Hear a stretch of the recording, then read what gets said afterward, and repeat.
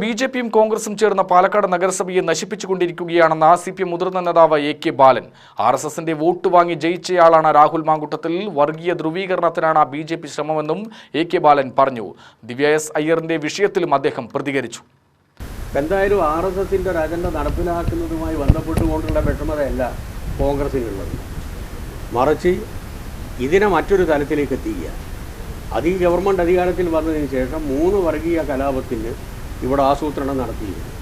അത് തിരിച്ചറിഞ്ഞു കേരളത്തിലെ പോലീസ്. ശക്തമായ നിലപാടെടുത്തു. അത് ഇല്ലാതാക്കി കേരളത്തിലെ പോലീസ്.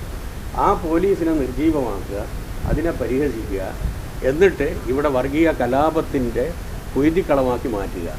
വികസന പ്രവർത്തനങ്ങൾക്ക് എതിരാണ് ബിജെപി എന്നും ആർഎസ്എസിന്റെ അജണ്ടയുടെ ഭാഗമാണ് ഹെഡ്ഗേവാറിന്റെ പേരിട്ടത് എന്നും എ.കെ. ബാലൻ ആരോപിച്ചു. കോൺഗ്രസും ബിജെപിയും ഒന്നിച്ചാണ് തിരുവനന്തപുരത്ത് റോഡിന് ഹെഡ്ഗേവാറിന്റെ പേരിട്ടത്. ഹെഡ്ഗേവാറിന്റെ പേര് മാറ്റാൻ ശക്തമായ പ്രതിഷേധം സിപിഎം നടത്തുമെന്നും അദ്ദേഹം പറഞ്ഞു. ബിജെപിയിലെ ഒരു വിഭാഗവും അതുപോലെ തന്നെ കോൺഗ്രസിലെ ഒരു വിഭാഗവും നടത്തിയ ഒരു ഗൂഢാലോചനയുടെ ഫലമായിട്ടാണ് ഈ വിവാദിപ്പുണ്ടാക്കിയത്. ഇതിനെതിരായി ശക്തമായിട്ടുള്ള പ്രചരണം ഞങ്ങൾ നടത്തും. ദിവ്യ എസ് അയ്യർ ബ്യൂറോക്രസിയിലെ ഉണ്ണിയാർച്ചയാണ്. അവരെ മോശമായ രീതിയിൽ കോൺഗ്രസ് ചിത്രീകരിച്ചു. കേരളത്തിലെ പൊതുസമൂഹം സ്ത്രീയെ അപമാനിച്ചതിനെതിരെ പ്രതികരിക്കും.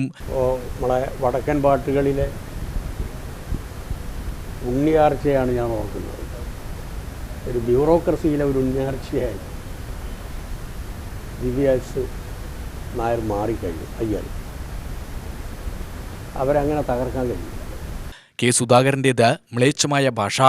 കെ. സുധാകരനെതിരെ പറഞ്ഞതിനെക്കുറിച്ച് നിരവധി പേർക്കറിയാം. പാർട്ടിയുടെ കുരയ്ക്കുന്ന പട്ടി തന്നെയാണ് ഞാൻ. സുധാകരനെതിരെ കൂടുതലൊന്നും പറയുന്നില്ല എന്നും അദ്ദേഹം പറഞ്ഞു. അതിന് ഞാൻ പാർട്ടിയുടെ കുരക്കുന്ന പട്ടിയാണെന്നാണ് പറഞ്ഞത്. അത് ശരിയാണ്. ഞാൻ പാർട്ടിയുടെ കുരക്കുന്ന പട്ടി തന്നെയാണ്. ഈ പ്രയോഗം ഒരിക്കൽ സ്റ്റീഫൻ ലോകസഭയിൽ ജ്യോതിർമയ് വാസുവിനെതിരായിട്ട് പറഞ്ഞു. അന്ന് ഞാൻ ലോകസഭയിലുണ്ട്, 80-85 കാലഘട്ടം.